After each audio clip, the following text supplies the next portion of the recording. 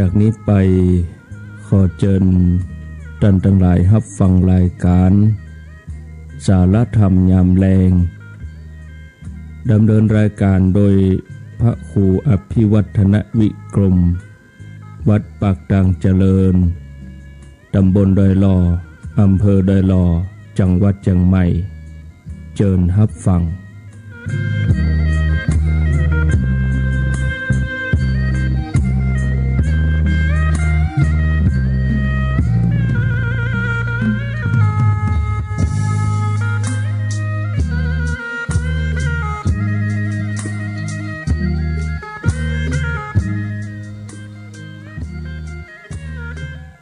ขอนอบน้อมเอากุณพระแก้วเจ้าทั้งสามประการอันมีพระพุทธพระธรรมพระสงฆ์คุณพ่อคุณแม่คุณครูบาอาจารย์คุณศีลธรรมกรรมฐานจงมาปกห่มรักษาครูบาอาจารย์พระเจ้าประสงค์ทุกรูปปกห่มรักษาปอออกแม่ออกศรัทธาตั้นสาธุชนคนดีผู้สนใจ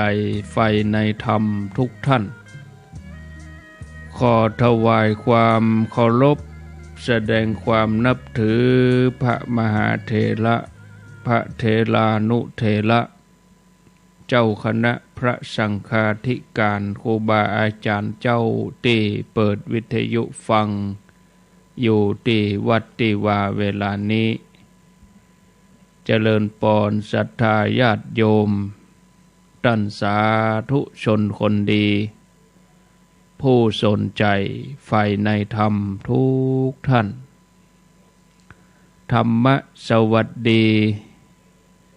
มาปะกันแล้วเนอมาปะกันแล้วมาแล้วมาปะกันแถมแล้วมาปะกันในรายการสารธรรมยามแลงประจำวันนี้วันจันทร์ที่21เดือนมิถุนายนพุทธศักราช2564วันนี้เป็นวันเดือน10เหนือขึ้น12ค่ำพร่ำว่าเป็นวันจันทร์หายไป2 วันสำหรับรายการแมลงอย่างนี้รายการนี้ก็จะมีจันทร์ถึงศุกร์เวลา 15 นาฬิกาเป็นต้นไปมีจันทร์ถึงศุกร์ญาติโยมก็จะได้รับฟังรายการธรรมะในเวลาแมลงอาตมาภาพพระครูอภิวัฒนวิกรมวัดปากดังเจริญเป็นผู้รับผิดชอบดำเนินรายการมาพบกับญาติโยมท่านสาธุชนคนดีทั้งหลายในวันจันทร์แล้วก็วันพุธส่วนวันการกับวันพฤหัสเป็นท่านชัยวัฒน์นาคเสโนในวันศุกร์ก็เป็นสามเณรลักษณ์ปัญโยนันท์อันนี้ช่วงเวลา 15 นาฬิกามาปะกันวันนี้ขึ้นต้นสัปดาห์วันจันทร์วันทำงานของทางราชการรัฐวิสาหกิจถ้าบัดนับวันนี้ก็เหลือเวลาแถมประมาณ9 วันก็จะสิ้นเดือนแล้วญาติโยมวันเวลาล่วงเลยไปเดือนมิถุนายนนี่มีอยู่30 วันวันนี้วันที่21นับไปก็เหลือแถม9 วันหมดเดือนมิถุนายน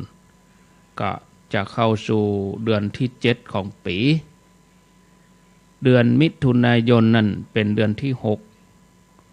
เดือนหน้าเดือนกรกฎาคมก็เป็นเดือนแห่งเทศกาลเข้าพรรษาจากนี้ไปก็ตีเป็นว่าแถมเดือนประมาณแถมเดือนหนึ่งก็จะเข้าวสาแล้ว ข ขอบคุณอนุโมทนาบุญกับสถานีวิทยุที่เปิ่นรับสัญญาณนำรายการนี้ไปสู่ผู้ฟังต่างบ้าน FM 104.50 สถานีวิทยุคลื่นพระพุทธศาสนาการศึกษาและวัฒนธรรม FM 104.50 ที่วัดฝ่ายหินโดยท่านอาจารย์พระครูสมุวิสุวัฒน์วรกิจโจสถานีวิทยุคณะสงฆ์อำเภอฝาง FM 100.25 เมตตาปารมีธรรมพระเดชพระคุณหลวงพ่อพระครูสุจิตานุรักษ์หลวงพ่อเจ้าคณะอำเภอฝางวัดพระบาทอุดมแล้วก็ที่วัดห้วยตองซักสถานีวิทยุคลื่นธรรมะของชุมชนวัดห้วยตองซัก FM 98.75 98.75 วัดห้วยตองซักโดยท่านพระครูวาปีวรมนิตมนต์เสียงธรรม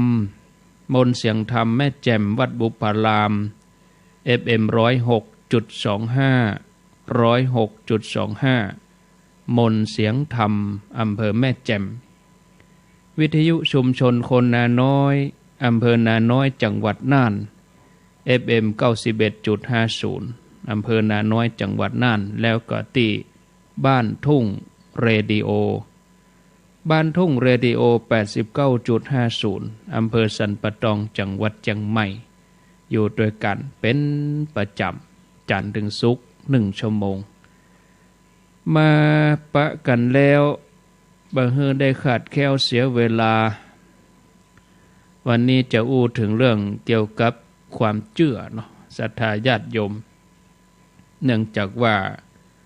ช่วงวัน2 วันนี่ก็มีข่าว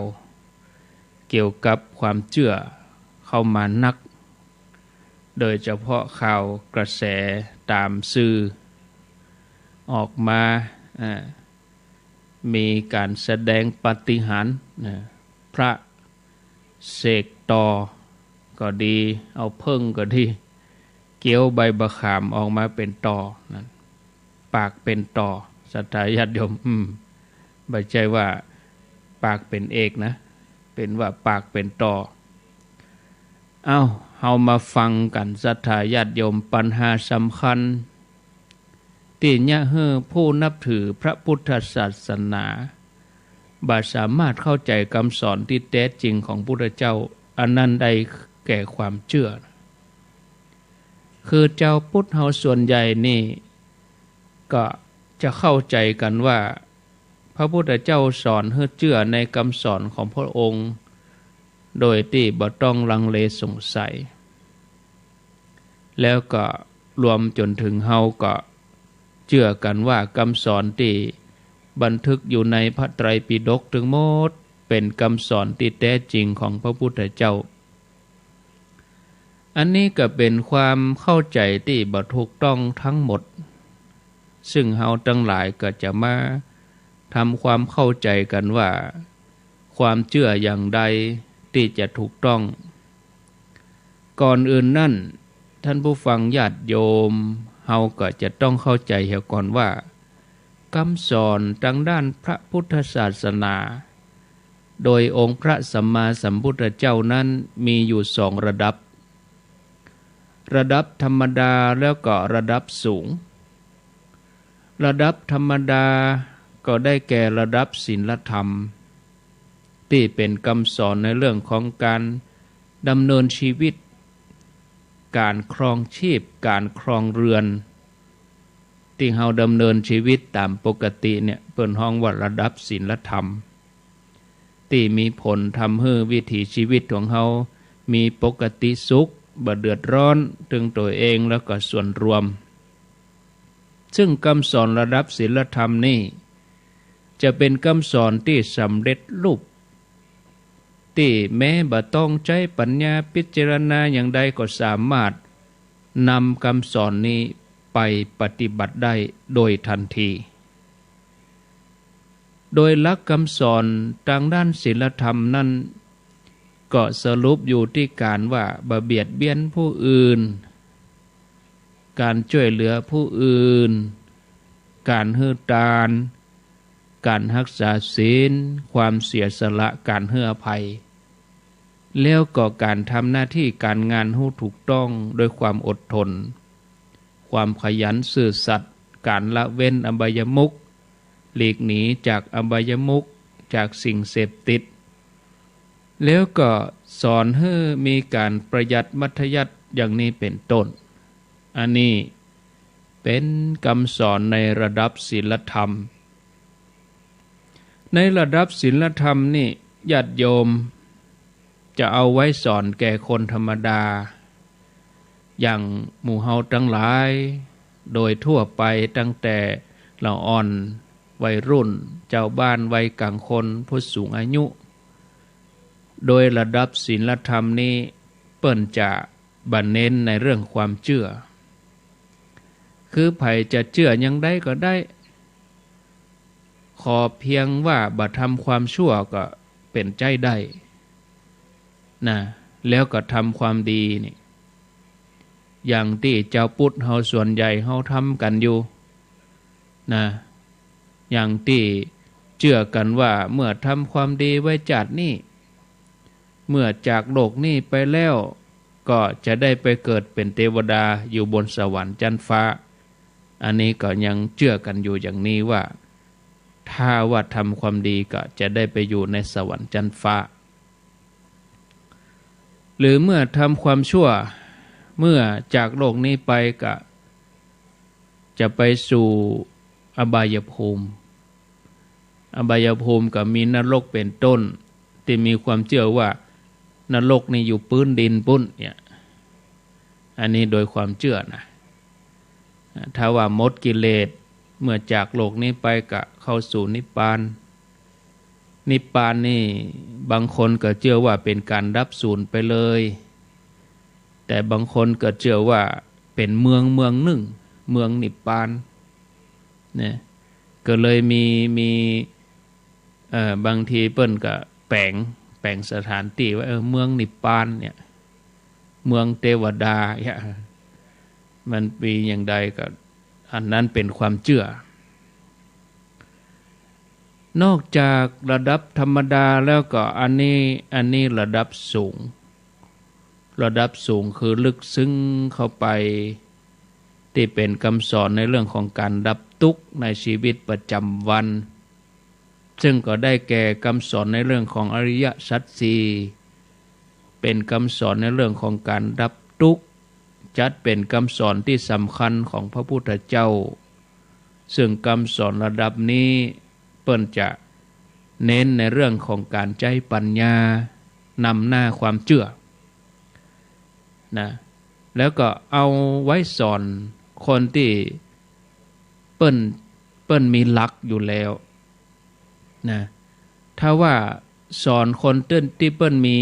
มีศรัทธานักมีความเชื่อนักแต่ปัญญาเปิ้นย่อนนี่บางทีก็ฮับบ่ได้จะต้องใจสติปัญญาให้นักเหมือนสอนเรื่องยากๆให้กับละอ่อนนะยกตัวอย่างถ้าสอนละอ่อนว่าร่างกายของเฮาแท้ๆแล้วมันบ่มีแต่ดินมีแต่น้ำมีแต่ไฟมีแต่ธาตุตามธรรมชาติที่มารวมกันนี่โอ้สอนละอ่อนตึมหัวนะบ่เข้าใจเพราะละอ่อนเขาหันว่าร่างกายของเขามีแข้งมีขามีหูมีตาพ่อแม่ให้มาเนี่ยเกิดออกจากแม่เนี่ยจุดเริ่มแรกนี่ญาติโยมทั้งหลายก็จะต้องสร้างปัญญาให้มีขึ้นมาก่อนโดยความเชื่อเนี่ยญาติโยมในทางพระพุทธศาสนาองค์พระสัมมาสัมพุทธเจ้าเปิ้นวางหลักความเชื่อไว้ถึงหมด10อย่างญาติโยมคงจะเคยได้ยินนะครูบาอาจารย์เปิ้นก็เอามามาเล่าให้ญาติโยมเขาฟังตลอดแล้วญาติโยมท่านทั้งหลายในเรื่องของความเชื่อตามหลักพุทธศาสนาซึ่งองค์พระสัมมาสัมพุทธเจ้าแสดงไว้ในกาลมสูตรปรากฏในเกสปุตตสูตรอังคุตตรนิกายติกนิบา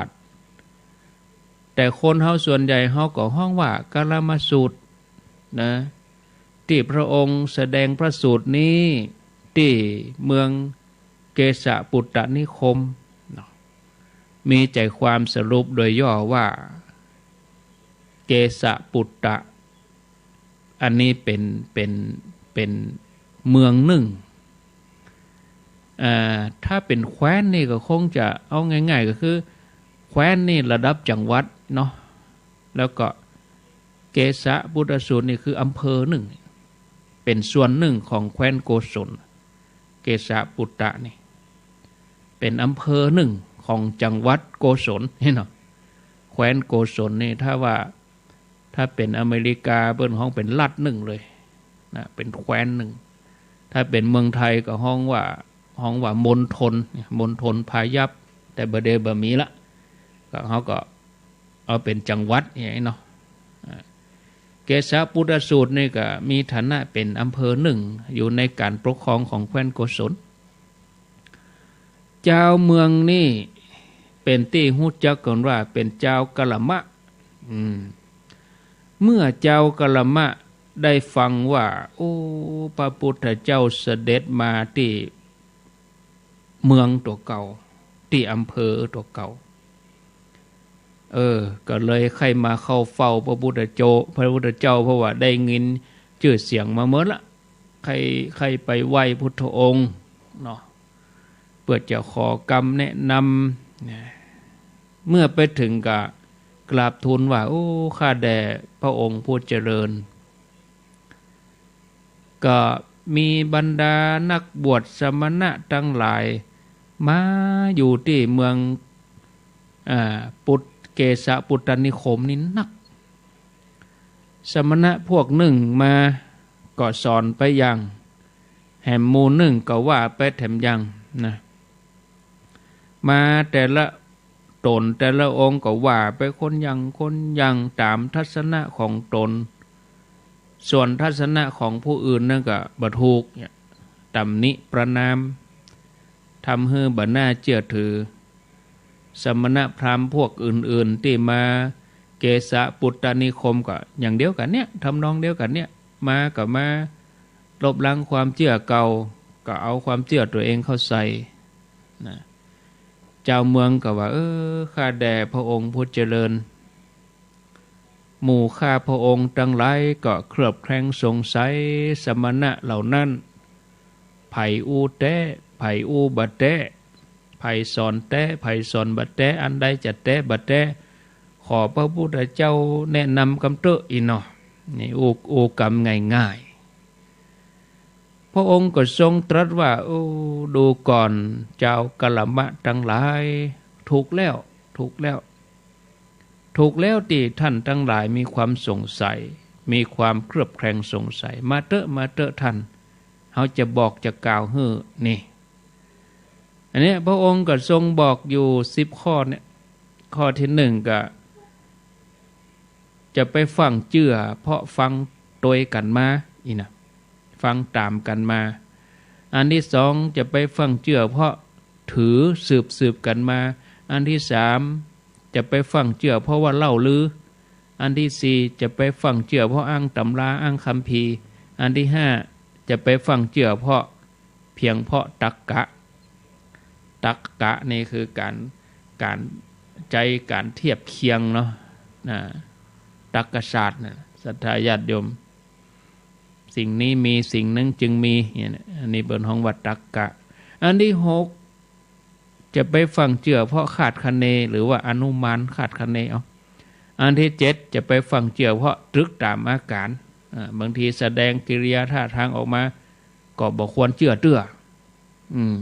เป็นมายาอย่างแสดงออกมาบางทีเขาเจื่อเลยอาการนั้นอันที่8จะไปฟังเจื่อเพราะว่าเข้ากับความหันตัวเองนะอันที่9จะไปฟังเจื่อเพราะว่าคนอู้นั่นน่าเจื่ออันที่10บดีเจื่อเพราะว่าถือว่าสมณะนี้เป็นครูของเฮาอันนี้ข้อที่10เมื่อใดท่านทั้งหลายรู้ตัวเองว่า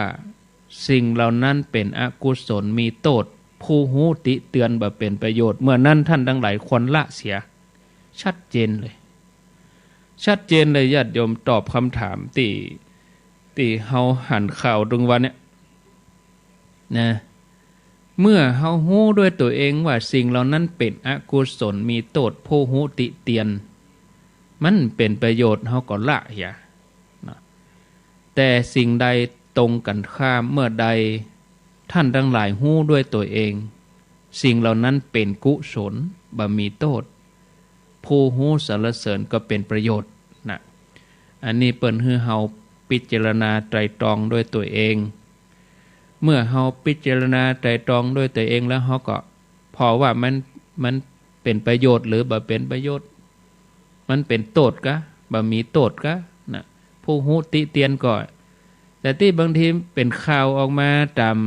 สื่อตามโทรทัศน์นี่ผู้ฮู้เปิ้นติเตียนน่ะนักปราชญ์บัณฑิตทั้งหลายเปิ้นติเตียนมันใจละ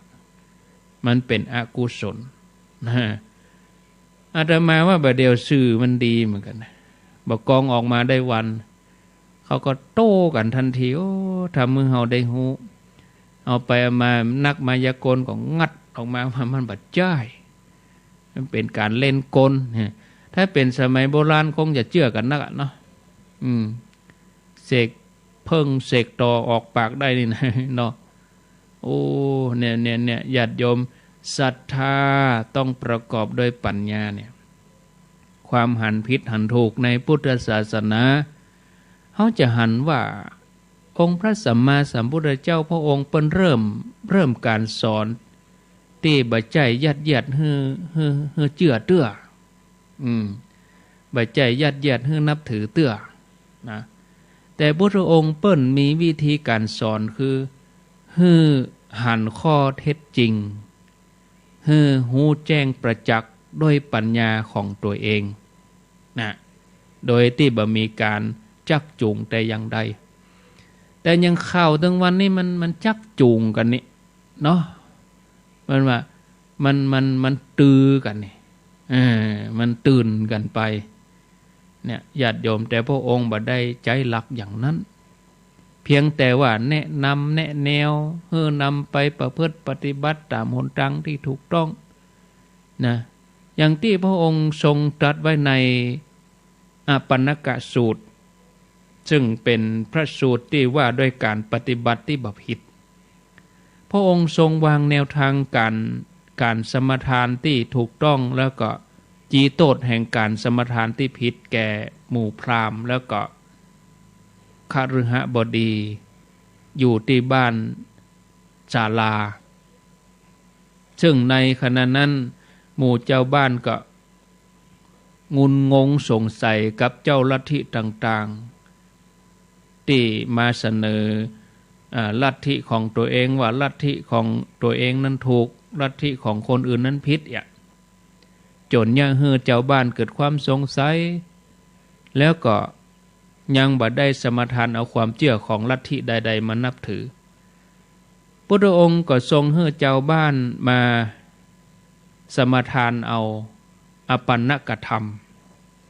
อปันนกธรรมนั้นมันมีอย่างใดญาติโยมก็จะได้นำเสนอให้ญาติโยมได้รับฟังตามหลักเนอะตามหลักที่มีในพระพุทธศาสนาพระองค์ได้สมทานได้ให้เจ้าบ้านทั้งหลายสมทานคือยึดถือเอาโดยหลักใหญ่ใจความนั้นก็มีอยู่2หลักหลักที่1คือทิฏฐิที่บ่ควร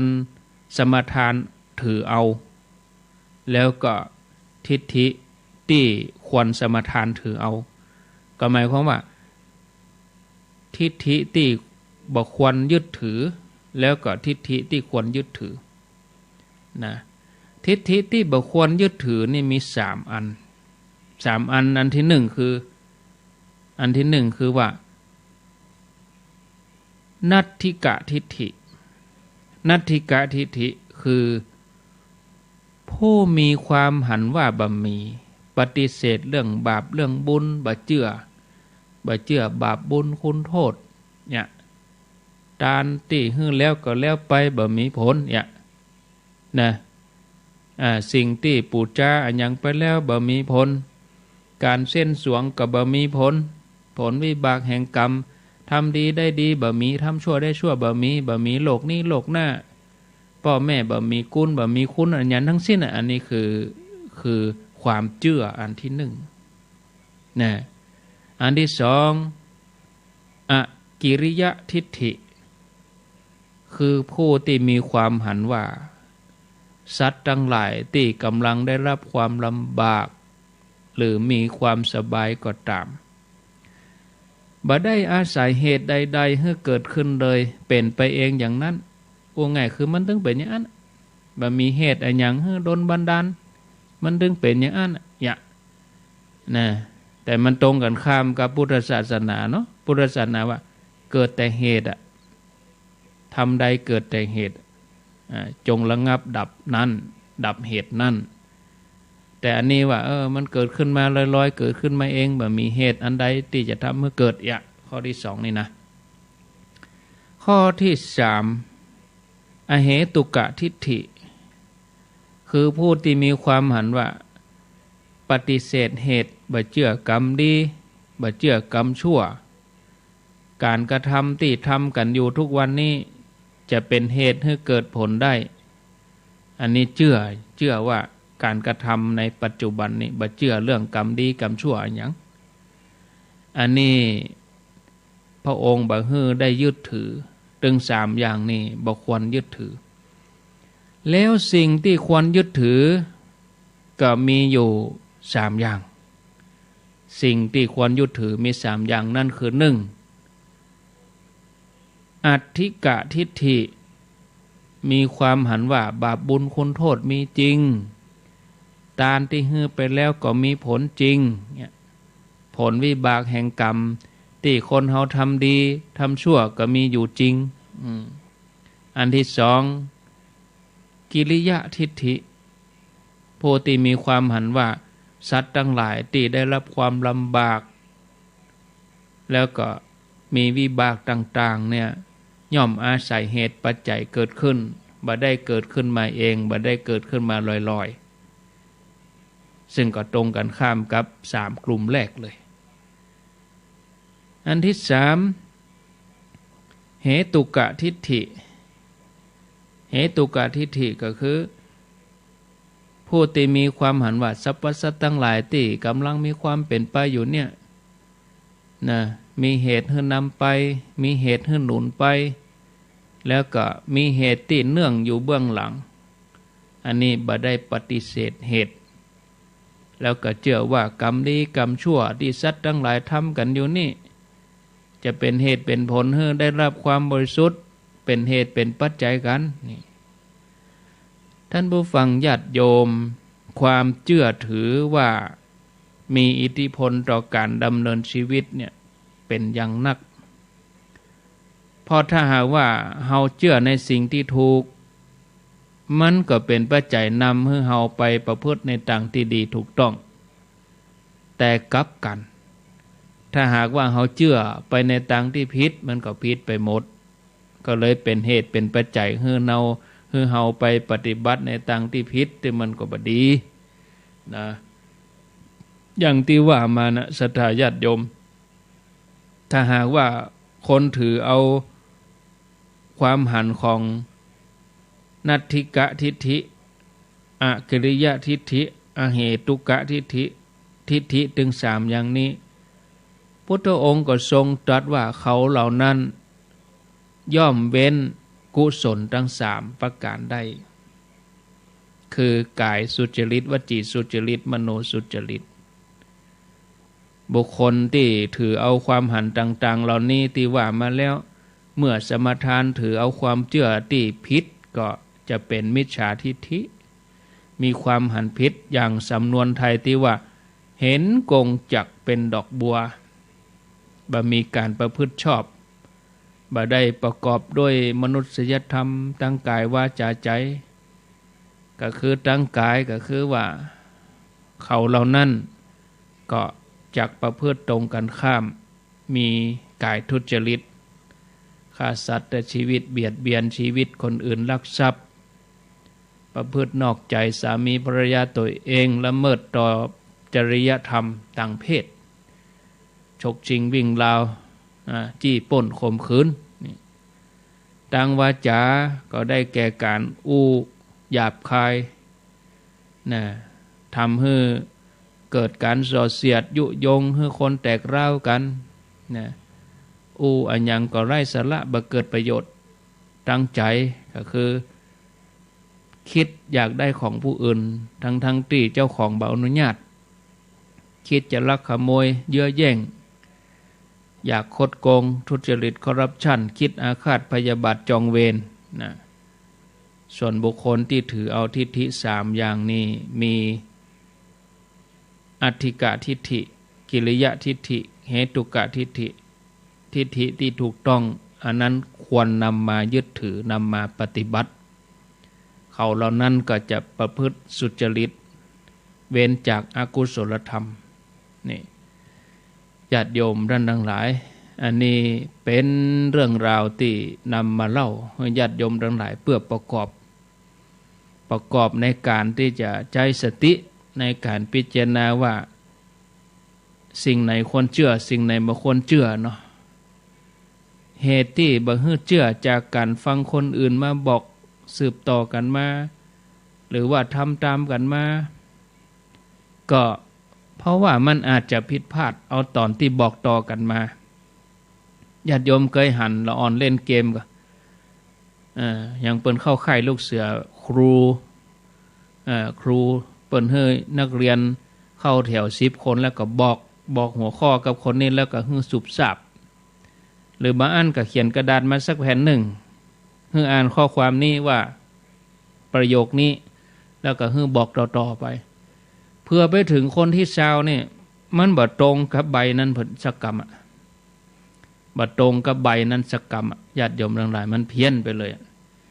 นะคำตอบก็บ่ถูกไปเลยศรัทธาญาติโยมมันก็สอดคล้องส่วนกรรมเล่าลือของคนเท่านั้นเราก็จะต้องใจสติให้พิจารณานักนะกรรมเล่าลือก็เลยเชื่อถือบ่ได้ยิ่งสมัยนี้สื่อต่างๆออกมาประโคมข่าวหน้าตื่นเต้นออกตามสื่อโซเชียล Facebook ไลน์เฮาก็จะต้องระมัดระวังบ่ดีหลงเชื่อนะอาตมาถึงว่าบ่ใจนับได้นับแชร์อันหยังก็จะกดส่งแล้วมันแต่บ่ฮู้นะแม้แต่ตำราเฮาก็จะต้องระวังนะเพราะการคัดลอกมานี่มันเอามาบ่หมดเนาะอาจจะผิดพลาดกว่าจะมาถึงเฮานี่โอ้ตำรับตำรานี่ถูกแก้ไขแต่งเติมให้ผิดไปจากเดิมโดยที่เฮาบ่ฮู้มาก่อนเนาะส่วนเหตุผลตรงๆหรือว่าเหตุผลแวดล้อมที่น่าเชื่อถือที่สุดนั่นบางทีเฮาก็พิจารณาแล้วก็มันบ่ใจเนาะถ้าเหตุมันผิดผลมันก็ผิดไปด้วยส่วนสามัญสำนึกของเฮานั้นก็ยังเป็นเพียงแค่ความรู้สึกขั้นธรรมดาของจิตได้สำนึกต่ออันยังเมื่อเฮาได้รับการเอาใจหรือว่าการเยินยอจากไผเนี่ยเฮาจะรู้สึกว่าเขาเป็นคนดีอีมันก็เนาะเฮาก็จะเชื่อใจเขาซึ่งก็บ่แน่ใจว่าคนที่มาเอาอกเอาใจเฮาคนที่มาสรรเสริญเยินยอเฮาอยู่นั่นเขาอาจจะกำลังหลอกลวงเฮาอยู่ก็ได้หรือว่าคนที่เฮารู้สึกบ่ชอบแต่เขาอาจจะเป็นคนดีก็ได้ฉะนั้นสามัญสำนึกของเฮาก็บางทีก็เชื่อบ่ได้เหมือนกันบางทีมันผิดพลาดเหมือนกันกึดไปเองสันนิษฐานไปเองคิดเองเองเนี่ยบางทีเฮาก็มีความหันอย่างใดอยู่ก่อนแล้วนะเมื่อมีไผมาบอกมาสอนเฮามันตรงเฮาเชื่ออย่างอันอยู่แล้วอย่างเสกใบบะขามเป็นเพิ่งเป็นตอเนี่ยบางทีคนเขาศรัทธาอยู่หั่นแล้วยิ่งมามีพ ระมาแสดงปาฏิหาริย์ออกมามันตรงกับความคิดตัวเองก็เจือจมปักไปเลยเอามาไว้เอาต่อนั่นมาไว้เอามาติดคำเนี่ยก็ไปอินดูต่อตัวนั้นก็เนาะมันจะแกนน้ำลายแกนน้ำลายแล้วก็คนก็จะเอามาใส่ถุงเอาไปตากแดดมันก็จะตายก็จะมาติดคำเห็นมั้ยกะอันนี้หันด้วยตรงกับความคิดตัวเองนะซึ่งถ้าความหันของเฮาถ้าเกิดว่ามันผิดมาก่อนหรอโดยเฮาที่บ่ฮู้ตัวนะความเชื่อนั้นก็จะผิดไปตัวแม้แต่คนที่เปิ่นมาบอกมาสอนเฮาบางทีมันน่าเชื่ออย่างคนนี้มาบอกมาสอนโอ้มีคนเคารพนับถือนักนะโอ้เขามีปริญญาบ่ฮู้กี่ใบนะเนี่ยจบด็อกเตอร์มันมีความรู้ด้านนี้อย่างนี้ก็ตามก็ยังคงเชื่อบ่ได้เตือนญาติโยมเพราะว่าคนที่มาบอกมาสอนเท่านั้นเขาเองก็อาจจะมีความหันผิดมาก่อนโดยเขาเองก็อาจจะบ่ฮู้ตัวก็ได้ถ้าเฮาเชื่อเขาเฮาก็ย่อมเกิดความหันผิดตัวตามแม้แต่ครูบาอาจารย์ของเฮาเองก็ตามญาติโยมถ้าเขามีความหันผิดมาก่อนโดยเฮาเองบ่ฮู้ตัวแล้วเฮาไปเชื่ออย่างกับองคุลิมานนะเชื่ออาจารย์ตัวเก่าบอกให้ไปตัดนิ้วคนไปเนี่ยเชื่ออาจารย์โดยขาดปัญญาความฉลาดใจบ่มีก็เลยทำผิดไปเลยเนี่ยองคุลิมานนี่นะซึ่งการบ่เชื่อครูบาอาจารย์นั้นเฮาก็มักจะคิดว่าเป็นการลบหลู่เนาะเป็นการเนรคุณแต่มันบ่ใช่ญาติโยมเฮาจะต้องแยกแยะได้อันใดดีอันใดบ่ดีเฮาต้องแยกแยะได้กันเนาะหลักความเชื่อที่จะแนะนำเฮาว่าจะไปเชื่อจากเพราะเหตุผลเพียงตัวอีนะคือจากแต่ละข้อนะที่ว่ามา10ข้อถึงหมดนะญาติโยมเพราะความเชื่อในแต่ละข้อนั้นมันมีโอกาสที่จะผิดพลาดได้ทั้งนั้นถ้ามันผิดมาก่อนแล้วเฮาเชื่อตามกันอย่างเงี้ยถ้าเฮาผิดมาก่อนนะเฮาเชื่อตามเอาใบมะขามมาเกี่ยวแล้วก็ออกมาเป็นตอนะเฮาเชื่อตามเฮาก็เกิดความหันผิดไปตัวเฮาก็จะเถียงคนบ่เชื่อเป็นหน้าดำหน้าแดงว่าศักดิ์สิทธิ์โดยอ้างเอาสมัยโบราณเปิ้นก็มีมาแล้วเสกมาแล้วมันบ่จ่ายนะศรัทธาญาติโยมแล้วการปฏิบัติของเฮาก็จะผิดไปตัวเดียวบางคนก็ไปขอเป็นลูกศิษย์ธรรมะขอสืบอันการใช้อย่างเงี้ยเนี่ยมันก็บางทีเอามาเพื่อประโยชน์อย่างอาตมาก็บ่เข้าใจเสกได้ต่อมาแล้วจะเอาต่อไปเนี่ยใดคือต่อจากนั้นคือจะเอาไปเนี่ยหยังช่วยไอ้หยังเนาะศรัทธาญาติโยมมันก็วือหวานะก็มาแบบไอ้ไข่นั่นแหละประเดี๋ยวนี้เป็นได้พ่องโมโหเนาะโดนลุงพลตีไปไอ้ไข่แล้วลบลงข้างถนนพุ่นก่อนลุงพลเข้ามาแทนนี่นะก็ว่ากันไปศรัทธาญาติโยมเนาะถ้าว่าอย่างนั้นแล้วการปฏิบัติเฮาก็จะผิดตัวแล้วเมื่อมีการปฏิบัติผิด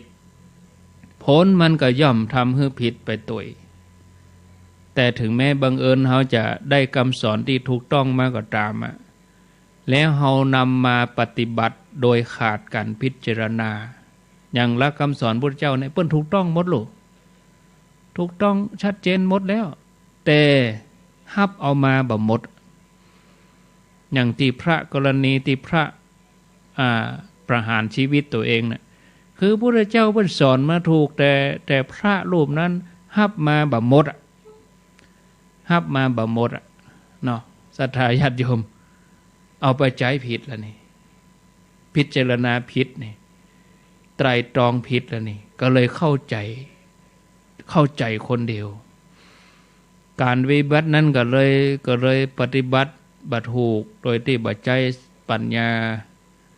ซึ่งมันก็อาจจะเกิดความผิดพลาดได้ง่ายญาติโยมหลักการสร้างความเชื่อที่ถูกต้องก็คือว่าเฮาแง่ใดอย่างญาติโยมก็จะถามเมื่อเป็นอย่างนี้ได้แง่ใดอาจารย์ท่านพระครูถ้าไปถามครูบาอาจารย์เพิ่นก็จะตอบนี้เพิ่นจะตอบว่าเมื่อเฮาได้รับได้หูคำสอนได้มาเนาะขั้นต้นนี่นะเฮาก็จะต้องนำมาพิจารณาไตรตรองใคร่ครวญให้ดีเสียก่อนว่าสิ่งนี้ดีหรือบ่ดีมีประโยชน์หรือว่ามีโทษถ้ามันพอแล้วมันถ้าแม่งหันว่ามันมีโทษสวะเลยละเลยแต่ถ้าเฮาน้อมนำมาปฏิบัติแล้วหันว่ามันเป็นประโยชน์ปัจจัยเป็นประโยชน์ในเรื่องของลาภสักการะนะเป็นประโยชน์ในเรื่องของการที่จะยกจิตของเฮานะจากมนุษย์เปโตจากมนุษย์สติรัชฉานโนคือจากเป็นมนุษย์เพศเนี่ยจากเป็นมนุษย์เดรัจฉานยกขึ้นมาเป็นมนุษย์แล้วก็สูงขึ้นไปเป็นมนุษย์เทโวเนี่ยซึ่งเฮาก็สามารถตรวจสอบตัวเองได้อย่างเฮาวัดความดันอย่างเฮาจั่งน้ำหนักว่าเฮามีน้ำหนักเท่าใดเฮามีความดันเท่าใดเฮาก็รู้ตัวเองเฮามาทดลองดูแต่ถ้าเฮาเอามาปฏิบัติแล้วมันทำให้เฮาเป็นทุกข์มันอยู่บ่สุขมันบ่ม่วนเฮาก็สายแต่ถ้าทำแล้วปฏิบัติแล้วทำให้เฮาเกิดผลเนี่ยเปิ้นฮ้องว่าโอปนยิโกก็มันก็ชัดเจนอยู่แล้วในคำสอนพระพุทธเจ้าที่เฮาท่องกันทุกวันเนาะโอปนยิโกคือน้อมเข้ามาใส่ตัวเมื่อน้อมเข้ามาใส่ตัวแล้วก็เกิดปัจจตังเวทิตโพวินยูหิติรู้ได้เฉพาะตนสุทธิอสุทธิปัจจตังบริสุทธิ์หรือไม่บริสุทธิ์รู้ได้เฉพาะตนเนี่ยถ้าเราปฏิบัติอย่างเต็มกำลังนะเต็มความสามารถแต่ถ้าว่าปฏิบัติไปมันก็บ่เกิดผลอะไรยังเนี่ยเราควรจะละทิ้งเหมือนกันแต่ถ้าปฏิบัติแล้ว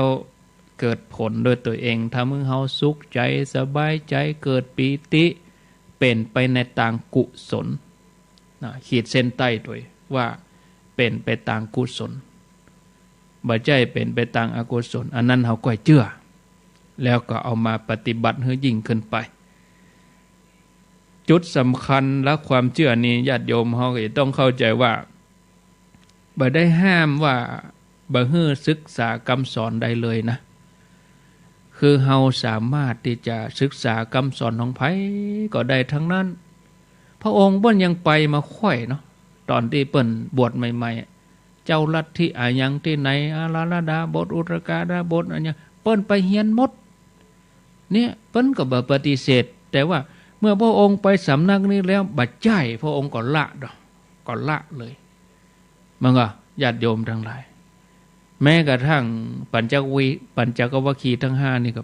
พิสูจน์เหมือนกันเนี่ยพระองค์ก็ไปมา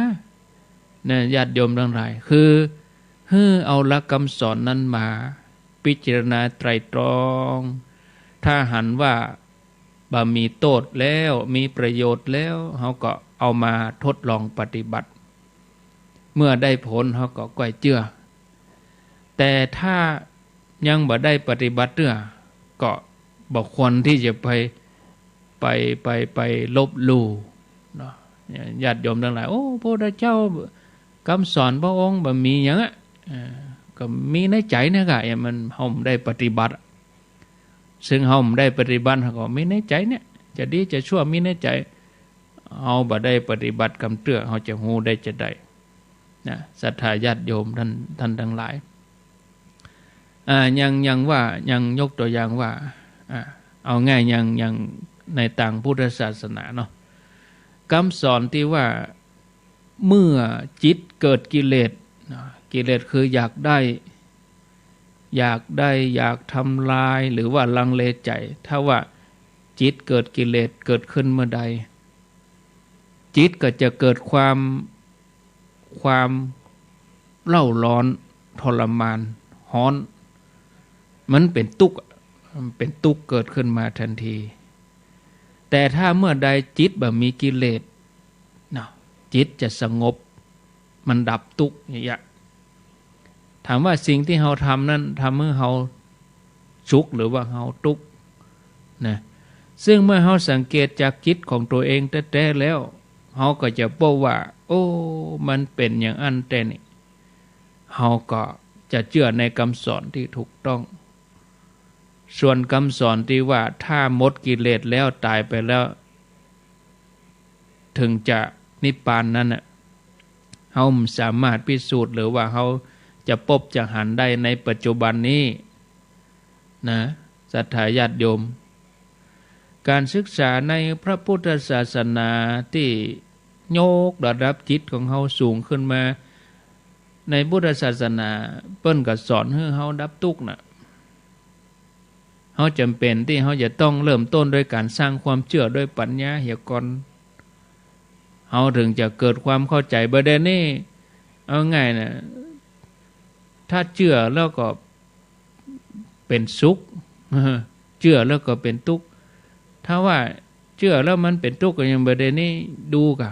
เป็นทุกข์กะพระที่ออกข่าวหน้าข่าวมาสัมภาษณ์อยู่ฮั่นทีวันนี่แทบจะบ่ได้สวดมนต์อย่างละเดี๋ยวก็เขาก็เอาหลวงพ่อโชว์หน่อย ส่องนั้นมาหลวงพ่อพิสูจน์หน่อยมันบ่ใช่เป็นสุขนะมันเป็นแต่สุขละดีบ่ดีเพิ่งอย่าหมดหางอ่ะเนาะไปเจอใส่เพิ่งที่มันบ่ได้ถอดไม้ก็ขอโทษนะปากบื้นเพื่อเรือเนอะ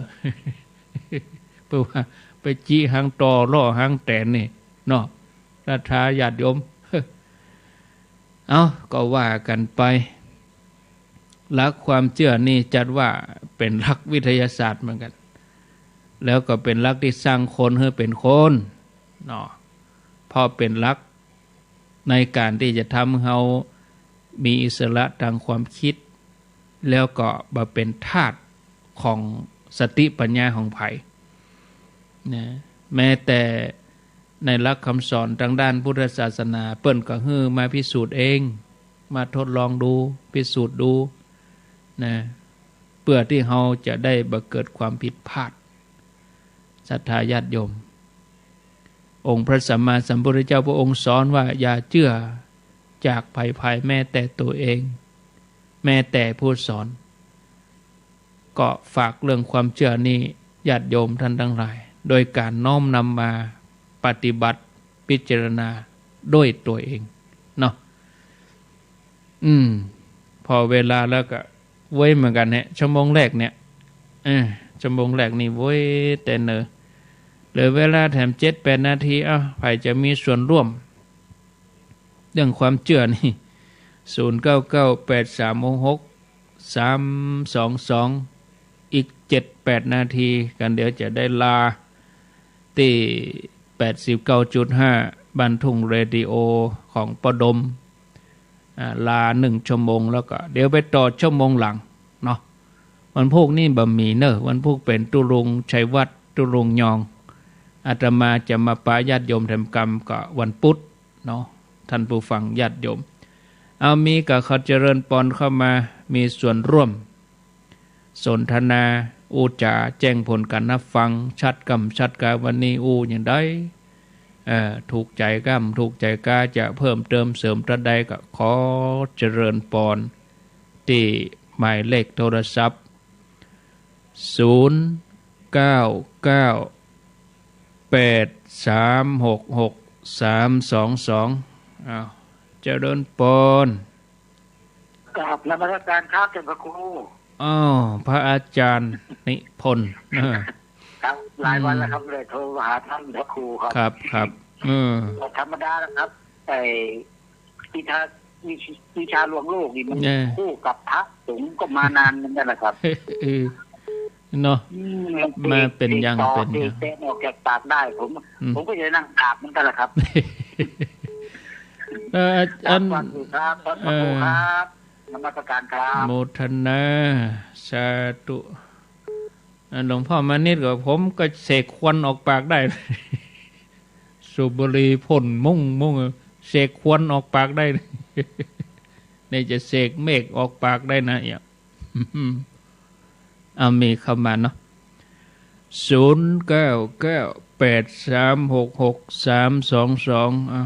เจริญปนครับผมกับพ่อตาครับว่าจะได้เน้นหลักเนาะถ้ามันมีแต่โธ่ไอ้ยังอ่ะมันจะถึงมันนานเนาะเอาต่อเอาแตนไปอมไว้ในปากก็มาพิพาทขึ้นมาอะไรอย่างไรได้เปิ่งยามองทำไมพิพาทขึ้นมากันอย่างว่ายามองเอาบายูเลยมันน่าคู่ถ้าตัวเดียวก็พอการแกเดี๋ยวเขาจะเฮือเสกตึงวันอ่ะว่าวันตัวเอาเท่าไปมีอย่ายิ้มว่าดีหรอกอยู่ดีก็หาเล็กจีคนโก้นลูกนักข่าวช่องนี้หลวงพ่อเสกให้กำชอบมาทำตัวละน่ากะบ้าล่างเหรออยู่ดีๆเนี่ยอยู่อย่างเฮาๆเนี่ยมันบ่ใจมีอย่างหรอกแล้วอยู่ดีๆบอกว่าดีไปต่อแหอันนั้นอันนี้นั่นที่สุดก็มีความสุขอย่างเฮาๆเนี่ยเอาไปออกใต้แขนสบายเสนอสา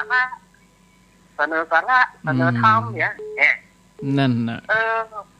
มันก็สบายใจนี่ก็แปลกนะว่าธรรมะมันโยมไม่เอี่ยวหาบ่มีไผสนทนาธรรมหรอก็แปลกเหมือนกันนะผมสงสัยผมคำใจผมอยากจะมาถามปัญหาธรรมะครับอาจารย์นี่บ่มีหรอลองเรื่องนี้ไปกันจ้าอย่าลองเสกต่อซะครับเนี่ย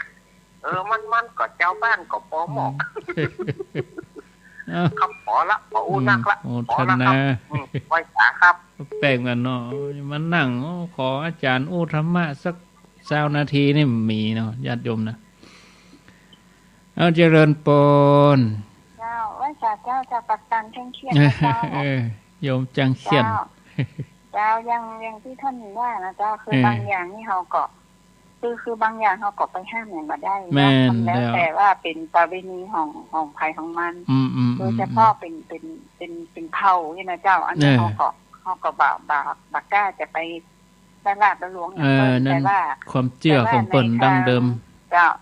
แต่ว่าในทางพระพุทธศาสนาตอนนี้นี่ที่พระเจ้าได้ยินมาเปิ้นก็จะมีพระเปิ้นฮ้องว่าพระอาสาธรรมทูตเปิ้นก็จะไปตาม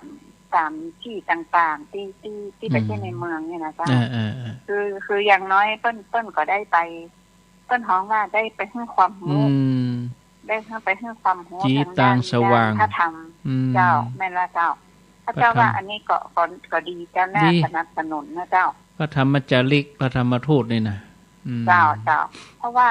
เดี๋ยวนี้รู้สึกว่าเปิ้นจะมีอาสาสมัครตัวเจ้าเจ้าเผยแพร่เพราะว่าอะไรคืออย่างมีบางวัดในเรียงนี่เปิ้นก็คืออย่างเปิ้นท้องอย่างสีโซดาหั่นน่ะมจรนี่เปิ้นก็มีฝ่ายตั้งอาจารย์ที่เปิ้นจะไปคอยดูแลช่วยเหลือตั้งหมู่อาสาสมัครพระเปิ้นฮ้องว่าพระอาสาสมัครอย่างประเทศชาวเขาเนาะชาวเขาเจ้าก็ต้องก้อยๆติดก้อยๆไปนะเจ้าคือเสริมกันไปกำน้อยเนาะคือไปฮักเลยกำได้เนาะก้อยซึมไปก้อยกล่อมไปน่ะเจ้าเจ้าเจียนะเจ้าไว้เจ้าโมทนาก็ดีอันนี้ก็ช่วยกันทำงานเนาะพระเจ้าประสงค์เฮาอาตมาเขาก็นั่งวิทยุนี่ก็ส่วนหนึ่งก็ทำครูบาอาจารย์ที่เพิ่นบ่ได้ออกสื่อก็มีเพิ่นทำนักมากกว่าอาตมาเขามีนักเหมือนกันก็แต่ละด้านก็ต้องช่วยกันนะยุคเนี้ยนะบางส่วนครูบาอาจารย์บางรูปที่เพิ่นทำมาเพิ่นบ่มีโอกาสได้เอามาสื่อก็มีนะศรัทธาญาติโยมเนาะเดี๋ยวพอเวลาแล้วก็พอสมควรเวลาในช่วงนี้ก็ขอได้นำรายการจากลาพักศรัทธาตัวอีกก่อนเดี๋ยวไปป้ากันแถมกรรมในช่วงที่2ช่วงแรกนี้เอาไว้ตัวอีฟังรายนี้ไปไหนเด้อเนอะศรัทธาญาติโยมเนอะกำเดียวก้อยไปปะกันแถมกรรมในชั่วโมงที่2ขอบคุณพ่อดม 89.50 บ้านทุ่งเรดิโอ